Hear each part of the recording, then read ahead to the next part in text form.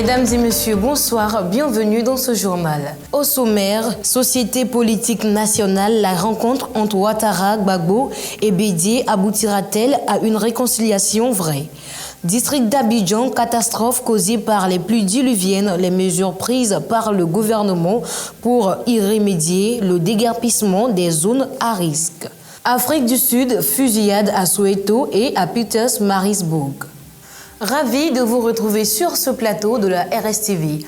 Le communiqué du Conseil des ministres du mercredi 6 juillet a annoncé la rencontre entre les trois ténors de la politique ivoirienne. Cette rencontre semble en faveur de l'apaisement afin d'aller à une réconciliation certaine. Commentaire Mylène Zazi. Les trois grandes têtes de la politique ivoirienne, Ouattara, Gbagbo et Bédié, seront réunis ce jeudi 14 juillet 2022 à Abidjan. La rencontre entre ces trois hommes remonte à 2010, avant la crise électorale qui a fait plus de 3000 morts, avant que le président Gbagbo ne fasse plus de 7 ans en prison à la Cour pénale internationale CPI. Officiellement, cette rencontre se tiendra dans le cadre du dialogue politique, relancé après la crise électorale liée à la présidentielle 2020, qui a fait plus de 87 morts. Ces trois hommes ont dirigé le pays depuis plus de 30 ans. Ils ont tous de rôle été alliés adversaires. Les voir assis à une même table est donc un signe d'apaisement, même si on attend forcément des mesures concrètes de cette rencontre, comme la libération des détenus depuis 2011. Est-ce qu'ils vont se présenter à la prochaine élection? Nous pouvons dire qu'une nouvelle ère s'ouvre pour la paix et la réconciliation en Côte d'Ivoire.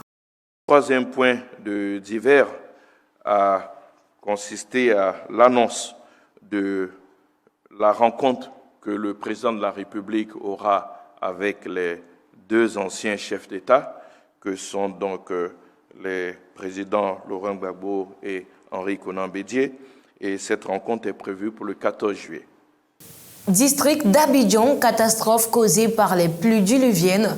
Au début de la saison pluvieuse, l'État de Côte d'Ivoire, en prévision des difficultés que pourrait rencontrer la population, a lancé la politique de zéro mort pour cette saison pluvieuse.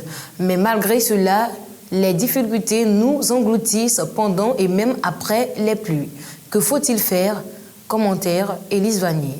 Depuis le début du mois de juin, les pluies diluviennes ne font qu'occasionner les dégâts matériels, tout comme des pertes en vies humaines. Ces catastrophes sont recensées plus dans les zones dites à risque ailleurs, ce qui amène le gouvernement à prendre des mesures pour le bien-être des riverains. Déguerpir les populations des zones à risque reste et demeure la mesure essentielle jugée bonne par le gouvernement pour limiter le nombre de dégâts.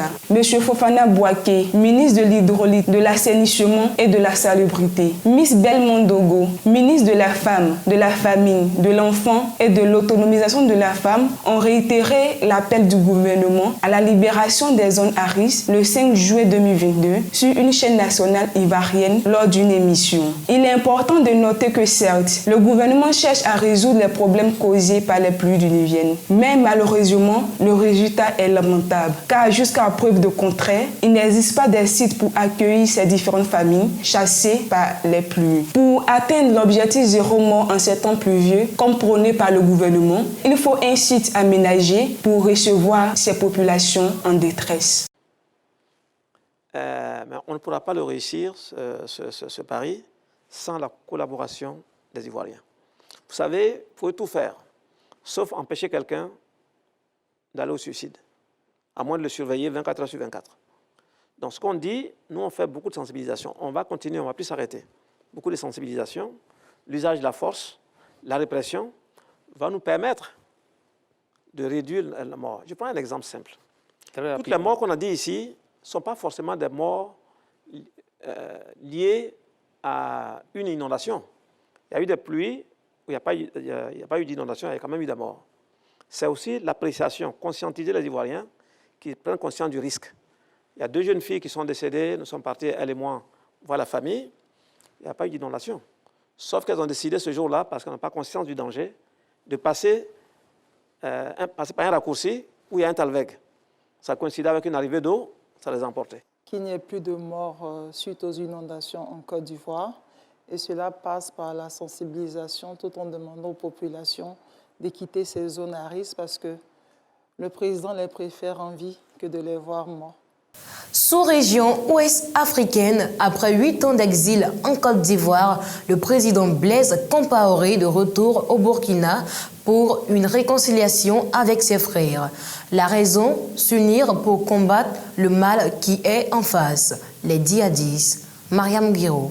Ce 7 juillet 2022, l'ancien président du Burkina Faso, Blaise Compaoré, a enfin atterri sur le sol burkinabé après 8 ans d'exil en Côte d'Ivoire. Une manifestation spontanée était à l'aéroport international de Ouagadougou. Des slogans et des pas de danse des inconditionnels qui attendaient l'arrivée de l'ancien président qui avait fait 25 ans de règne. Personne ne voulait se faire compter les faits. Les forces de sécurité et de défense avaient reçu des instructions. Personne ne pouvait franchir les barrières, encore moins avoir accès au salon présidentiel et pas même les hommes de médias. Ils étaient obligés de rôder aux alentours de l'aéroport international de Ouagadougou dans l'espoir de voir sortir Blaise Compaoré. Rappelons que le président Damiba a invité les 5 anciens présidents d'État du Burkina Faso dans le cadre d'une rencontre de haut niveau sur la situation nationale, mais seulement 2 d'entre eux, Jean-Baptiste Ouédraogo et Blaise Compaoré, ont répondu à l'appel. Congo-Brazzaville, élection législative. Ce dimanche 10 juillet 2022, les populations du Congo-Brazzaville sont convoquées aux urnes pour élire leurs députés. 151 sièges à pouvoir contre plus de 2000 candidats en liste. Franck Morrison. Les populations congolaises sont appelées aux urnes ce dimanche 10 juillet 2022 afin de choisir leurs représentants à l'Assemblée nationale. 151 sièges sont à pourvoir contre plus de 2000 candidats pour ces consultations électorales. Le PCT, Parti congolais des travailleurs du président Denis Sassou Nguesso, part à ces élections favoris car présentant 127 candidats contre 45 pour l'UPD, Union panafricaine pour la démocratie, et 32 pour l'UDH, Union des démocrates humanistes. Pour ces élections, l'opposition a appelé les populations à boycotter le scrutin. C'est ce dont tente de rappeler le président Sassou Nguesso à sa sortie d'un bureau de vote puis accomplir son devoir civique. Je pense que nous sommes sur la bonne voie. Et je pense qu'un parti politique qui s'exclut du débat démocratique, que reste-t-il à faire? C'est la seule question que je pose. Mais pour le reste, je pense que le processus est en marche. J'ai suivi le débat démocratique dans le pays. Et cette campagne électorale s'est déroulée dans la paix. Il n'y a pas eu d'incident majeur dans aucun département du pays. Pour terminer, Afrique du Sud. L'Afrique du Sud est en deuil avec 2 fusillades à Soweto et à Pietermaritzburg, respectivement 4 et 15 morts pour un total de 19 décès pour la seule nuit du 9 juillet 2022. Serge Evra.